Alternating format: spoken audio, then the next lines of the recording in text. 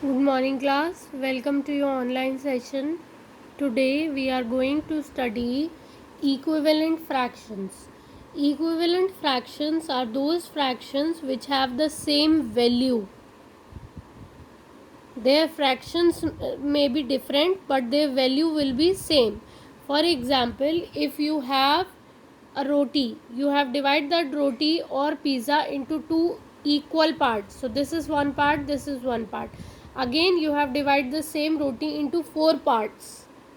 So this half part and this half part are same, means the area occupied by half roti and the area occupied by 2/4 roti is same. Then you have divided the roti into six parts. Again this portion you have divided into three parts, 1, 2 and 3. Again the area of a pizza base is same. Now you have divided the same pizza base into 8 parts, and this portion you have divided into 1, 2, 3 and 4 parts. So we can say that equivalent fractions are those fractions which have same value or same area. Their fractions are different, but their area or their value are same. For example, 1 upon 2, 2 upon 4, 3 upon 6 and 4 upon 8. All these acquire the same area. This one, same area. The area is same, the value is same, but the fraction is different. The numerator is different and the denominator is different. So this is equivalent fraction. Now we have to check whether the two fractions are equal or not. So in that case we are going to cross multiply them. Say for example, one fraction is a upon b and the other fraction is c upon d. So if we have to check that this fraction is equivalent to this fraction, for that we have to cross multiply them. b को c से multiply करेंगे, a को d से multiply करेंगे. So we are going to write like this: a multiplied by d is equal to b multiplied by c. Then उसके बाद fractions क्या है? a upon b is equal to c upon d, यही होगा.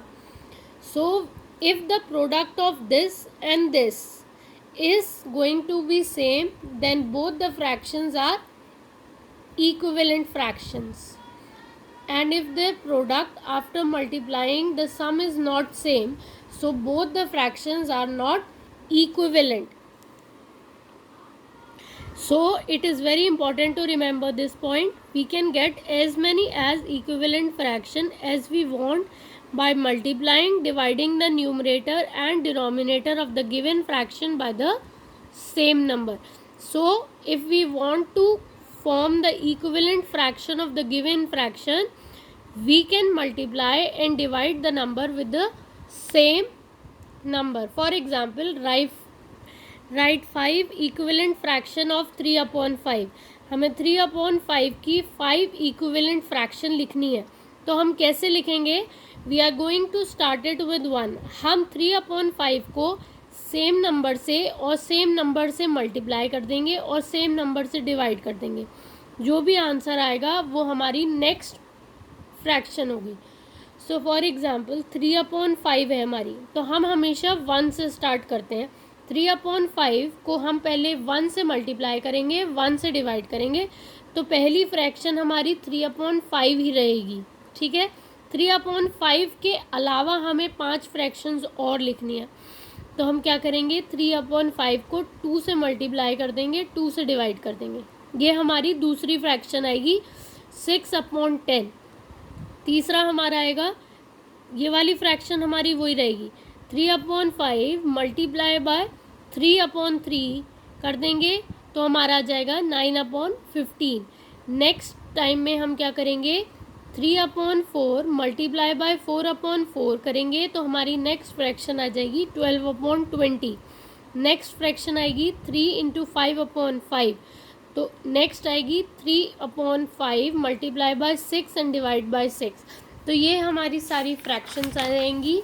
तो वो हम कहेंगे हमारा मल्टीप्लाई करके आएगा 3 upon 5 is equal to 6 upon 10 is equal to 9 upon 15 is equal to 12 upon 20 is equal to 15 upon 25 is equal to 18 upon 30. Hence the 5 equivalent fraction of 3 upon 5 कौन कौन सी होंगी? 6 upon 10, 9 upon 15, 12 upon 20, 15 upon 25, 18 upon 30. Now see the second. Which of the following pairs of fractions are equivalent? आपको दो fractions दी हैं, दोनों के pair कौन से इक्विवेलेंट है, मतलब बराबर है. तो हम क्या करेंगे? By cross multiplying the terms of the fraction हम इन दोनों फ्रैक्शंस को इज इक्वल टू करके आमने सामने लिख लेंगे और दोनों को एक दूसरे से क्रॉस मल्टीप्लाई कर देंगे. 12 को 30 से मल्टीप्लाई करेंगे, 72 को 5 से मल्टीप्लाई करेंगे. अगर दोनों का प्रोडक्ट एक ही आता है यानी 360 इज इक्वल टू 360 आता है तो 5 upon 12 is equivalent to 30 upon 72. 5 upon 12 30 upon 72 के बराबर है, इक्वल वैल्यू है. सेकेंड वाला देखो 6 अपॉन 7 सेकेंड फ्रैक्शन है 14 अपॉन 12.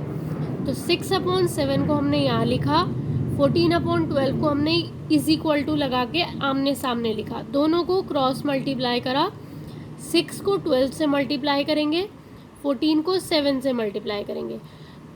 एक साइड का आंसर 72 आ रहा है, एक साइड का आंसर 98 आ रहा है, मतलब दोनों बराबर नहीं है. तो हम लिखेंगे therefore 6 upon 7 is not equivalent to 14 upon 12. This is how we are going to solve the questions.